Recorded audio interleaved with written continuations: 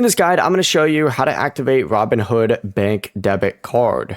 Before we get into this guide, make sure to like the video and subscribe to the channel with all notifications on. It really does help with the channel and it lets us know that you want more content like this. We'd greatly appreciate it. And if at any point throughout this guide you did have any questions, just ask them down in the comment section below and we could help you out further. I'm going to be doing my best to reply to every single comment down there. First things first, you need to go ahead and open up the Robinhood banking app if you have that on there. This is a separate Robinhood app. It's not the standard one. This is called Robinhood Banking. Go ahead and select that, and once you're on the home screen, look for the debit card activation message.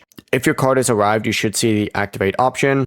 If it says the card was delivered but you never received it, tap lost or stolen instead. But to activate the card, just hit activate and Robinhood will remind you to only continue if you physically have the debit card with you. Tap activate and set PIN, and you may need to verify with Face ID, fingerprint, or your phone passcode. From here, enter in a 4-digit PIN for the card. Tap continue, re-enter that in, confirm it.